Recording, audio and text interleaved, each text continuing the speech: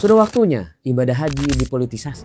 Pernyataan paling keren tentang makna haji justru datang dari pemimpin Iran. Sayyid Mujtaba Khamenei, pemimpin tertinggi baru Republik Islam Iran, menyampaikan pesan pada momentum haji tahun ini. Dan yang bikin menarik, dia gak ngomongin haji hanya sekedar sebagai ibadah ritual, tapi sebagai manual perubahan manusia dan peradaban. Saya coba bedah isi pesannya dari awal sampai akhir. Dan jujur, semakin dibaca, semakin terasa kalau ini bukan sekedar pidato keagamaan biasa. Ini adalah narasi ideologi.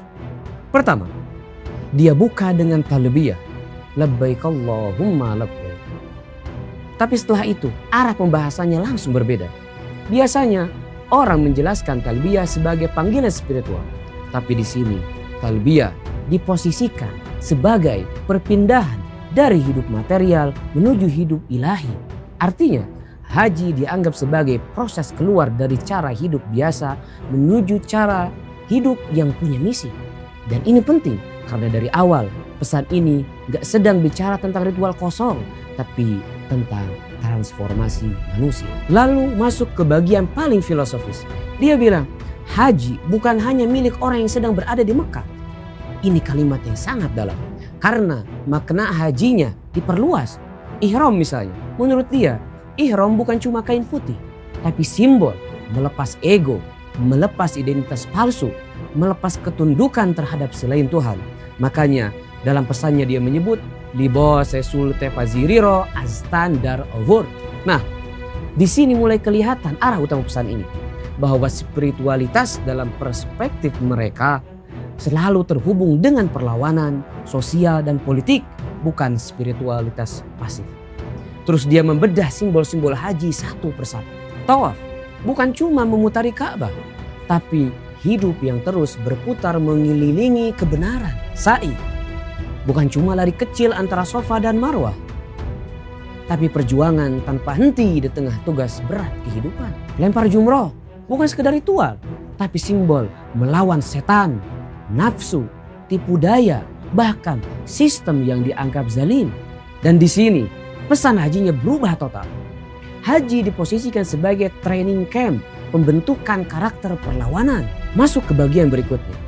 Nada pidatonya berubah drastis. Dia mulai bicara tentang Allahu Akbar, tapi bukan sebagai zikir personal, melainkan senjata sejarah. Dan ini inti ideologi Republik Islam Iran. Dia bilang, Allahu Akbar adalah kekuatan yang menjatuhkan Shah Pahlavi Iran, melawan Amerika, menghadapi Saddam, membangun poros perlawanan sampai melawan Israel. Kalau dianalisa secara komunikasi politik, ini cerdas banget. Karena simbol agama dipakai sebagai sumber energi kolektif, bukan cuma ibadah individual. Jadi agama di sini bukan sekedar urusan masjid, tapi mesin mobilisasi sosial. Lalu dia mulai membangun narasi front perlawanan. Iran, Lebanon, Palestina, Irak, Suriah, Yaman, Afghanistan, Pakistan, dan negara-negara lainnya. Semuanya disebut sebagai satu jaringan perjuangan. Di sini kelihatan jelas pesan hajinya dipakai untuk membangun identitas geopolitik umat, bahwa umat Islam diposisikan sebagai satu tubuh besar yang harus melawan dominasi global. Dan menurut saya ini salah satu bagian paling penting dari seluruh pesan. Karena haji dipakai bukan cuma sebagai ibadah spiritual, tapi alat membangun solidaritas internasional. Dan ini begitu relate dengan ayat Al-Quran. وَأَذِّنْ فِي النَّاسِ بِالْحَجِّ يَأْتُوكَ رِجَالًا وَعَلَى كُلِّ ضَامِرٍ يَأْتِينَ مِنْ كُلِّ فَجٍّ عَمِيقٍ لِيَشْهَدُوا مَنَافِعَ لَهُمْ. Kebanyakan orang memahami manfaat hanya sebatas pahala pribadi. Padahal kalau kita lihat sejarah, manfaat terbesar haji justru adalah persatuan umat.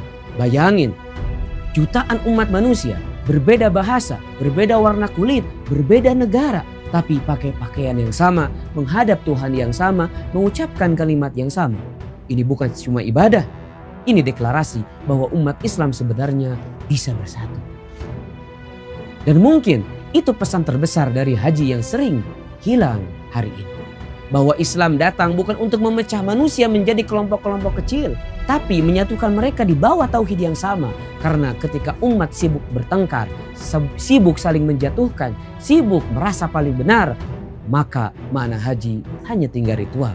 Tapi ketika umat mulai merasa sakitnya muslim lain adalah sakit kita juga. Disitulah haji berubah menjadi kekuatan peradaban.